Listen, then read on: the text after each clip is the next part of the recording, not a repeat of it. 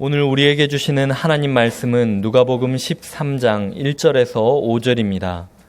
그때 마침 두어 사람이 와서 빌라도가 어떤 갈릴리 사람들의 피를 그들의 제물에 섞은 일로 예수께 아뢰니 대답하여 이르시되 너희는 이 갈릴리 사람들이 이같이 해 받음으로 다른 모든 갈릴리 사람보다 죄가 더 있는 줄 아느냐?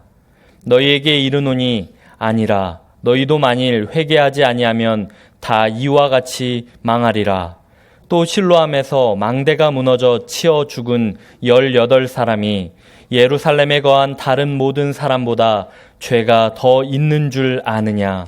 너희에게 이르노니 아니라 너희도 만일 회개하지 아니하면 다 이와 같이 망하리라. 아멘.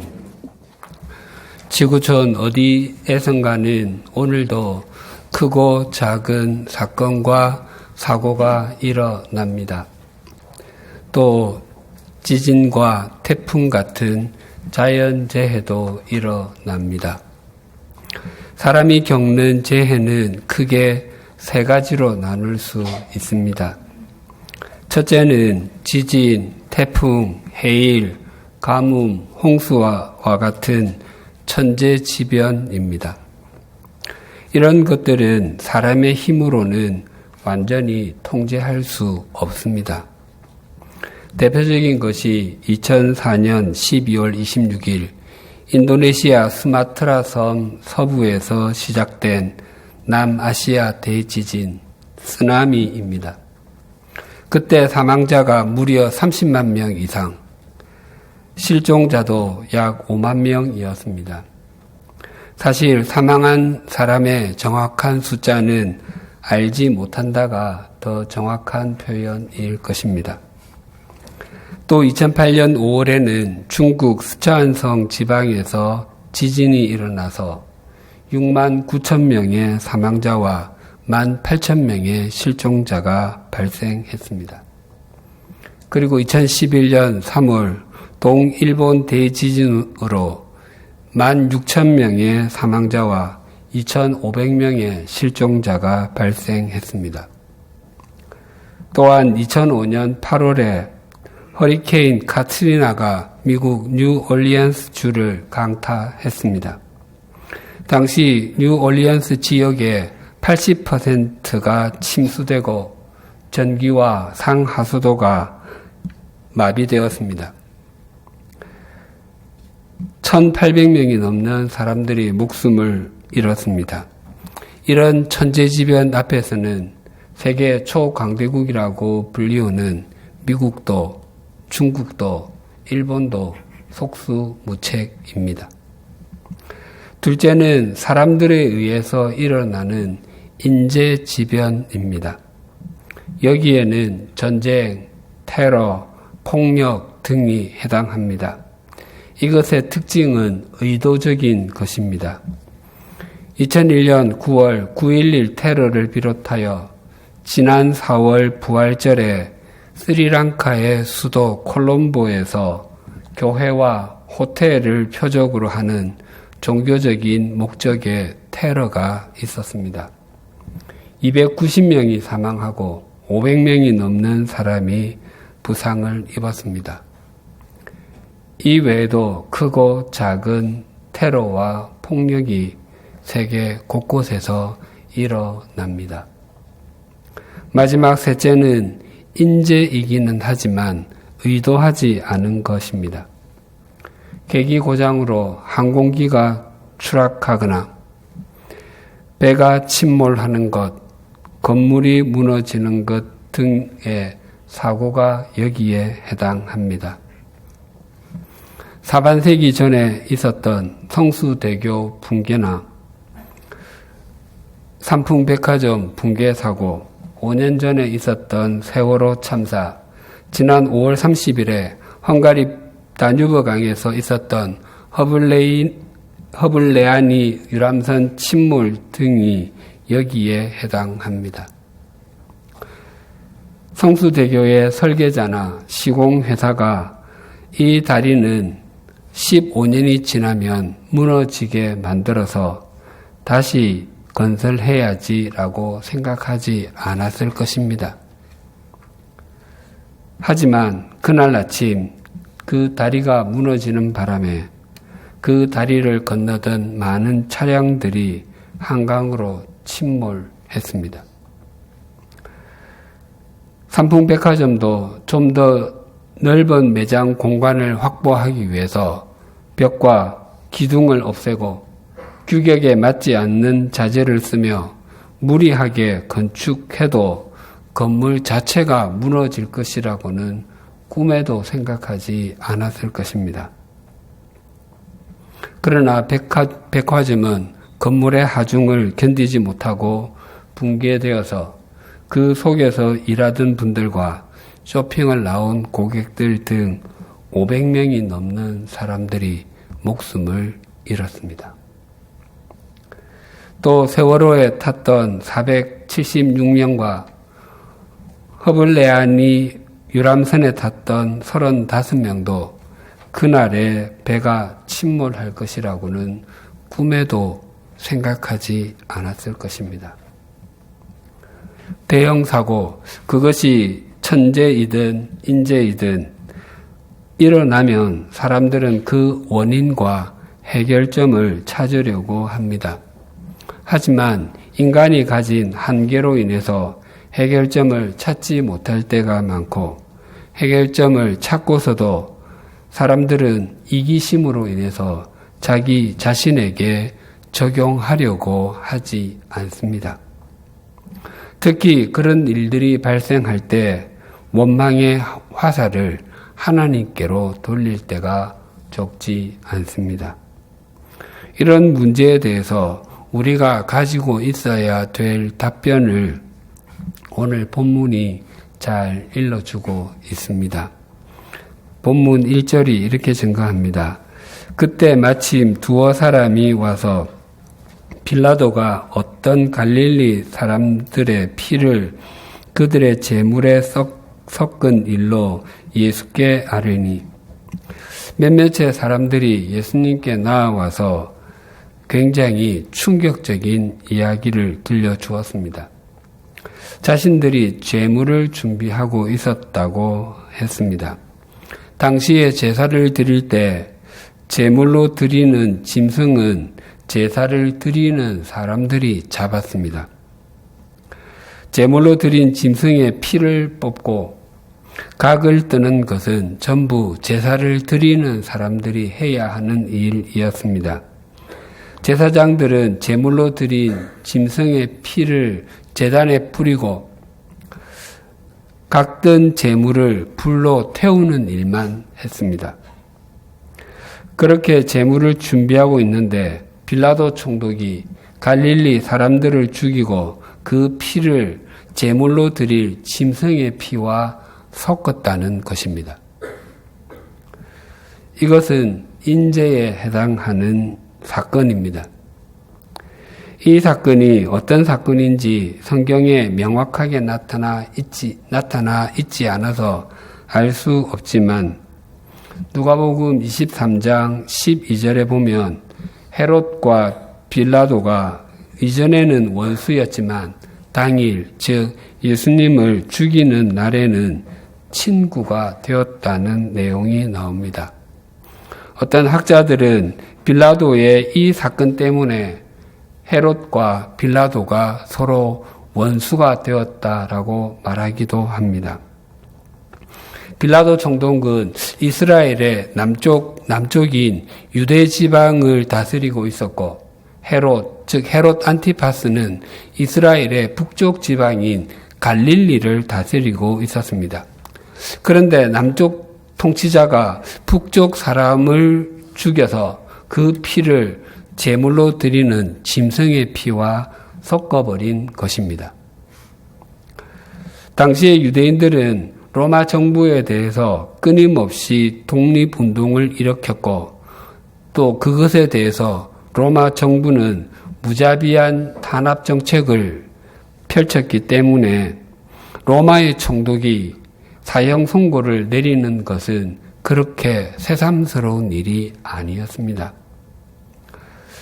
사람들은 그 중에서도 당시 발생한 지 얼마 되지 않은 한 사건을 예수님께 일러준 것이었습니다. 사람들이 왜 이 사건을 예수님께 고했는지 그 이유가 나타나 있지 않지만 1차적으로는 가해자인 빌라도 총독을 욕하고 싶었을 것입니다. 예수님께서 빌라도 총독을 정죄하고 분노에 찬 말씀을 하시는 것을 듣고 싶었기 때문일 것입니다. 그런데 오늘 본문에서 사람들이 빌라도 총독의 일을 예수님께 고한 것은 빌라도 총독보다도 갈릴리 사람들에게 초점을 두고 한 것으로 보입니다. 예수님께서 그 사람들의 말에 대해서 이렇게 답변하셨습니다. 2절이 이렇게 증가합니다. 대답하여 이르시되 너희는 이 갈릴리 사람들이 이같이 해 받음으로 다른 모든 갈릴리 사람보다 죄가 더 있는 줄 아느냐. 사람들은 빌라도 총독에 의해서 죽임을 당한 사람들이 그렇게 된 것은 그들이 지은 죄가 많아서 그렇게 되었다고 생각한 것입니다. 당시 갈릴리는 아주 척박한 땅이었습니다. 가난한 사람들, 실패한 사람들, 소외된 사람들이 많이 모여서 살던 지역이었습니다. 갈릴리 사람들 중에서는 빨리 성공해서 예루살렘과 같은 도시에서 가서 살아야 되겠다고 생각한 사람들도 있었지만 많은 사람들은 그저 체념하고 살거나 세상에 대해서 한과 분노를 갖고 있었습니다. 그래서 사람들은 하나님께서 그 갈릴리 사람들이 드리는 제사를 받지 않으시고 진노하셨기 때문에 그들이 벌을 받아서 죽은 것이라고 생각하고 있었던 것입니다. 물론 전혀 그렇지 않음에도 불구하고 말입니다. 이런 생각은 이 시대를 사는 사람들에게도 동일하게 나타납니다. 같은 교회에서 하나님을 섬기는 교우가 알 수 없는 고난을 겪을 때 같이 아파하며 기도하기보다 그런 일을 겪을만 하게 살았으니까 그렇게 되는 것이지라고 생각하는 사람들이 적지 않습니다. 비가 내리고 천둥 번개가 치는 주일 아침에 제가 교회로 오다가 번개, 즉 벼락을 맞아서 죽었다고 가정해 보십시다. 어떻게 생각하시겠습니까? 정한조 목사가 순직했구나라고 생각하시는 분이 많겠습니까? 아니면 정한조 목사가 교회에서는 제대로 살라고 말했지만 정작 자신은 그렇게 살지 않고 하나님께 지은 죄가 많아서 벌을 받았구나라고 생각하시는 분들이 많겠습니까? 제가 아니라 다른 분이라고 해도 전자로 생각하셔야 바른 것입니다. 이것은 다른 사람들에게 일어나는 일뿐만 아니라 자신이 어떤 일을 겪을 때도 동일해야 합니다. 갑자기 배우자의 몸에 심장마비가 오거나 뇌출혈을 일으켜 세상을 떠나는 일이 있습니다. 또 사고를 당하여 자녀가 먼저 세상을 떠나는 일도 있습니다. 그런 일들을 겪은 분들로부터 제가 여러 번 들었던 말이 왜 이런 일이 일어났을까요? 내가 크게 잘못한 것이 있나 봐요 였습니다. 전혀 그렇지 않음에도 불구하고 말입니다. 우리에게 일어나는 크고 작은 일들은 믿음 안에서 해석하고 합리적으로 생각하는 것이 바른 삶의 태도입니다. 한 사람 또는 많은 사람들의 갑작스러운 죽음이 그들의 죄 때문이거나 그들이 하나님께 저주를 받아서 닥치는 것이 아닙니다. 오히려 살아있는 사람들의 삶보다 자신의 생명을 던져서 존귀하게 죽음을 맞이하는 경우도 적지 않습니다. 2001년 9월 11일 세 대의 미국 항공기가 납치를 당했습니다. 그 중에 두 대가 뉴욕의 110층짜리 세계무역센터 WTC 쌍둥이 빌딩에 각각 충돌하여 그 빌딩이 붕괴되었습니다.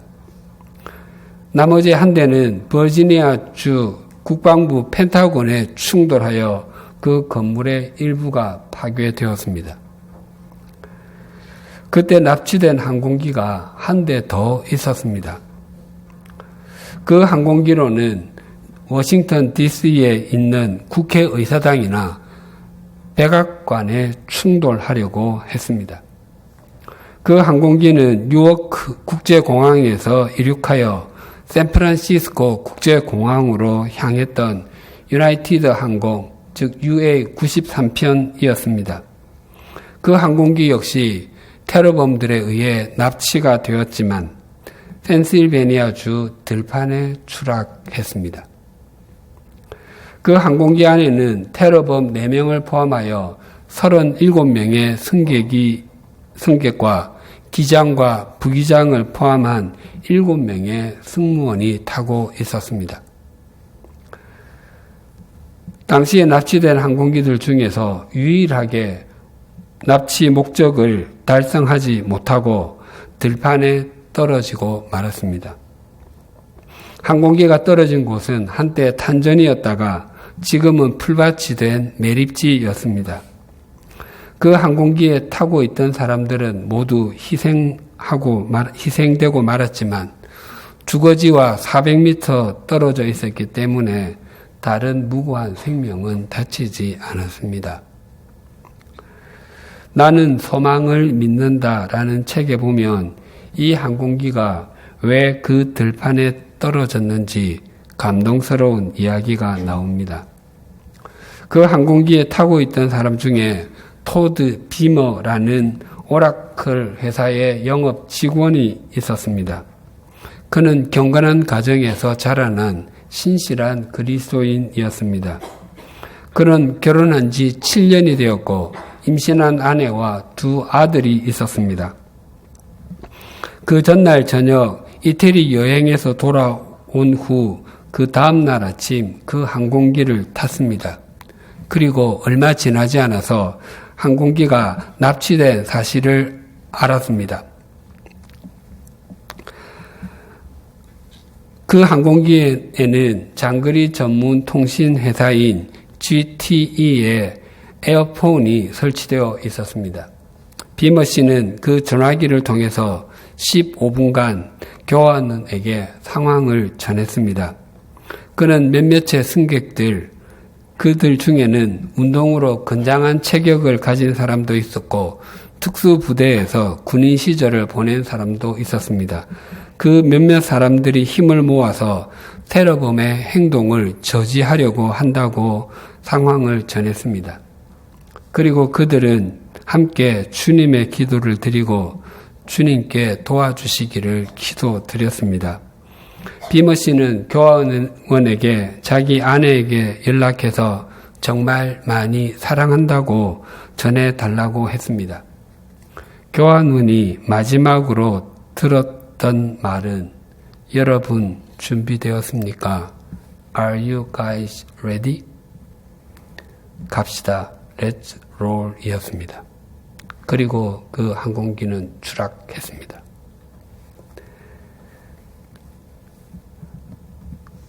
책 나는 소망을 믿는다의 원 제목이 Let's Roll입니다.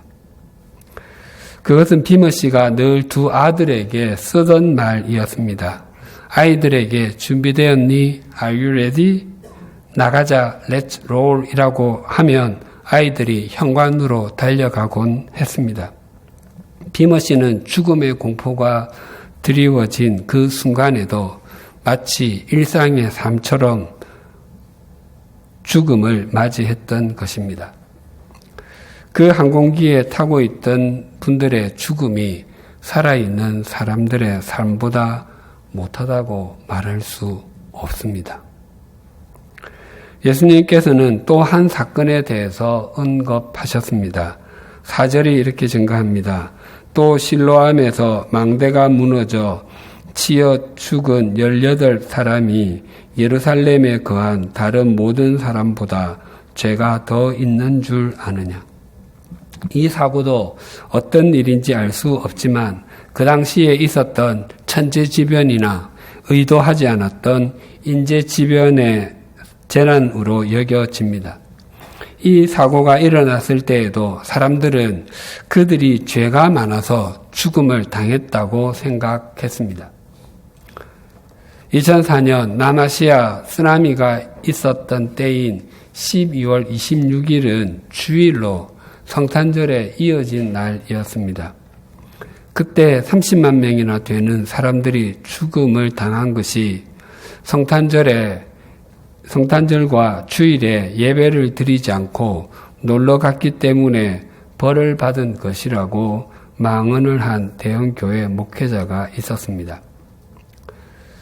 정말로 사람이 지은 죄대로 전부 벌을 다 받는다면 아마 저는 오래전에 이 세상 사람이 아닐 것입니다. 또 만약 하나님께서 단지 성탄절에 예배를 드리지 않았기 때문에 그런 엄청난 재난이 일어나는 것을 허락하셨다면 해마다 성탄절에는 대륙마다 수십만 명씩 목숨을 잃는 대형 재난이 일어나게 될 것입니다.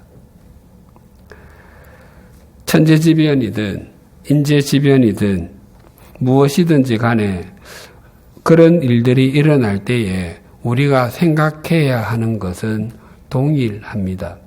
왜냐하면 예수님의 답변이 동일하셨기 때문입니다. 3절이 이렇게 증가합니다. 너희에게 이르노니 아니라 너희도 만일 회개하지 아니하면 다 이와 같이 망하리라. 5절이 이렇게 증가합니다. 너희에게 이르노니 아니라 너희도 만일 회개하지 아니하면 다 이와 같이 망하리라. 예수님께서는 동일하게 회개하라고 말씀하셨습니다. 회개하다는 말은 눈물을 흘리다나 후회하다와 동의어가 아닙니다. 회개하다의 문자적인 의미는 마음을 바꾸다입니다. 좀 더 적나라하게 말씀드리면 심보를 바꾸다입니다. 마음을 바꾸어 살기 때문에 지난날의 잘못된 삶과 하나님이 없는 삶에 대해서 후회의 눈물이 흐르고 마음을 바꾸어 하나님과 동행하여 살다 보니 기쁨과 감사의 눈물이 흐르는 것입니다. 회개는 마음을 바꾸는 것에서 시작해서 삶의 변화로 완성이 됩니다. 3절과 5절은 예수님께서 어떤 형태의 일을 보든지 간에 각자의 삶에 바르게 적용해야 한다고 말씀하시는 것입니다. 우리 사회의 인재를 최소화하는 것은 바른 제도를 만들고 사회 구성원 모두가 그 제도를 제대로 지키며 사는 것입니다. 오늘 본문이 그때 마침으로 이라는 말로 시작이 됩니다. 이것은 지난주에 살폈던 12장 54절에서 59절의 말씀과 관련이 있다는 의미입니다. 예수님께서는 구름이 일면 비가 오고 남쪽에서 바람이 불면 무더울 것이라고 기상을 분간하듯이 이 시대를 분별해야 한다고 말씀하셨습니다. 또한 모든 빚을 다 갚지 않으면 법정에서 자유로울 수 없듯이 하나님의 말씀을 인격적으로 수용하지 않으면 마지막 심판대 앞에서 돌이킬 수 없는 낭패를 겪게 될 수 있다고 말씀하셨습니다. 그리고 오늘 본문 세상에서 일어나는 크고 작은 일들을 자신에게 바르게 적용하고 혹 자신의 삶에 바르지 못한 것이 있다면 돌이키라고 말씀하시는 것입니다. 4절과 5절을 제가 다시 봉독하겠습니다. 또 실로암에서 망대가 무너져 치여 죽은 18사람이 예루살렘에 거한 다른 모든 사람보다 죄가 더 있는 줄 아느냐? 너희에게 이르노니 아니라 너희도 만일 회개하지 아니하면 다 이와 같이 망하리라. 예수님께서는 실로암 망대가 무너져서 죽은 18사람이 다른 사람들보다 죄가 많아서가 아니라고 단언해서 말씀하십니다. 그렇다면 그때 죽음을 당하지 않은 사람들이 살아있는 것도 죄가 없거나 죄가 적어서가 아니라는 말씀입니다. 우리는 우리의 허물과 죄로 죽어야 하는 존재들이었지만 하나님께서 기다려주시고 믿어주심으로 살아있는 것입니다. 오늘은 2000년 전 오순절에 성령 하나님께서 이 땅에 강림하셨음을 기리는 성령 강림 주일입니다. 우리는 우리 자신이 우리를 아무리 좋게 평가해도 참 형편없는 존재이고 허물과 죄 투성이입니다. 그럼에도 우리가 지금 이곳 하나님을 섬기는 자리에 있을 수 있음은 성령 하나님의 은총과 인도하심과 역사하심의 결과입니다. 이것을 진정으로 믿는다면 우리는 우리의 남은 생에도 온전히 성령 하나님께 의탁할 수 있습니다. 성령 하나님 안에서만 우리가 후회하지 않는 삶을 살 수 있고 혹 때로 우리가 이해하지 못하는 일을 겪게 된다 할지라도 영원한 생명 안에서 새로운 의미를 가질 수가 있고 또 이 땅에서 영원한 생명의 길을 따라서 살 수 있기 때문입니다. 우리 중 대부분은 우리의 생명이 평균 나이 정도까지는 이어지기를 소망합니다. 하지만 우리의 이 땅에서의 생명의 길이는 전적으로 하나님께서 결정하십니다. 오늘 아침에 자기 발로 걸어서 집에서 나왔는데 오늘 밤에 집으로 돌아가지 못하는 사람들이 많이 있습니다. 그날의 출근과 등교가 마지막 출근과 등교가 될 줄을 몰랐을 것입니다. 또 오랫동안 준비하여 여행을 떠났는데 그 여행이 사랑하는 사람들과의 이별 여행이 되기도 합니다. 우리도 언젠가는 지인들을 마지막으로 보게 될 날이 올 것입니다. 또 가족들과도 마지막 대화를 나누게 될 날도 올 것입니다. 뿐만 아니라 우리 생애에 마지막 예배를 드리게 되는 주일도 올 것입니다. 저는 목회자로서 성도님들이 그 주일을 알 수 있을 정도의 나이까지 충분하게 사시면 좋겠습니다. 그러나 그 결정은 우리가 할 수 없고 오직 하나님께서 하십니다. 1993년 3월 28일 서울에서 부산으로 향하던 무궁화호 열차가 부산 직전역인 구포역 근처에서 사고가 났습니다. 고압 전력 케이블을 묻기 위해서 발파 작업을 하고서 철길 아래쪽에 파인 큰 구덩이를 메우지 않고 그대로 방치했습니다. 그래서 달려오던 열차가 그 구덩이 위를 지나다가 기관차와 발전차가 뒤집어지고 객차 중에서 6호차와 5호차가 휴지 조각처럼 찌그러졌습니다. 그 사고는 우리나라 열차 사고로는 최악이었습니다. 사망자만 78명이었고 부상자는 198명이었습니다. 저는 휴지 조각처럼 찌그러진 6호와 5호차의 다음 차량인 3호차에 타고 있었습니다. 그 현장은 26년이 지난 지금도 생각하기가 싫습니다. 그 일이 있은 후 한동안 기차를 타지 못했습니다. 제 옆으로 자동차만 지나가도 소름이 돋았습니다. 그 사고의 현장에 제가 있었다는 사실을 여러 지인들이 알고는 다행이라고 말해주기도 하고 또 하나님의 은혜라고 말하기도 했습니다. 하지만 그때 제가 가장 많이 생각했던 것은 하나님께서 왜 나를 살려주셨을까 였습니다. 그때 돌아가신 분들 중에서 예수님을 믿지 않는 사람들도 많았을 터인데 그 영혼들이 참 안타까웠습니다. 당시 저는 신학대학원에 다닐 때였습니다. 저는 죽어도 천국 갈 텐데 예수님을 모르는 사람이 살았더라면 더 좋지 않았을까도 생각했습니다. 당시에 제가 내린 결론은 이러했습니다. 하나님께서 언제 나를 불러가실지 모르니까 준비하면서 살자. 또 두 번째 인생을 사는 것이니 정신을 차리고 바르게 살자였습니다. 그리스도인들에게 모든 형태의 죽음은 복입니다. 저주스러운 죽음은 없습니다. 단연코 없습니다.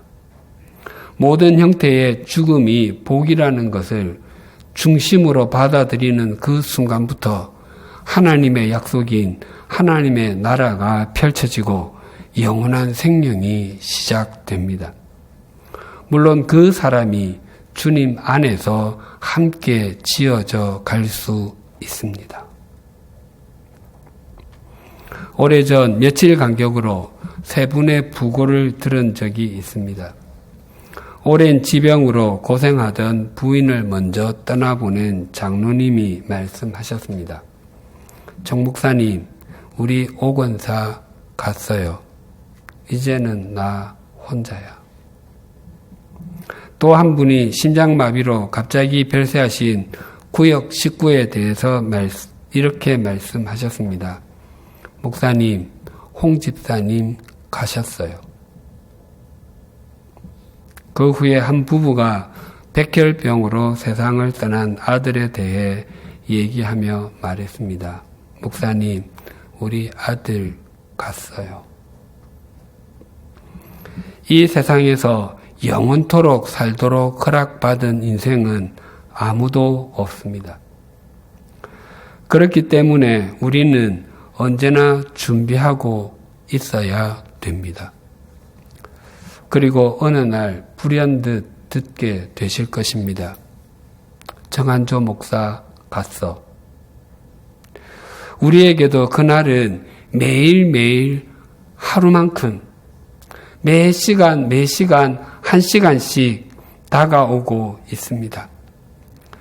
그 사실을 중심으로 믿는 사람만 공동묘지를 넘어 영원에 잇대어진 삶을 살 수 있고 우리와 동행하시는 성령님과 더불어 진리의 삶, 생명의 삶, 풍성한 삶을 살 수 있습니다.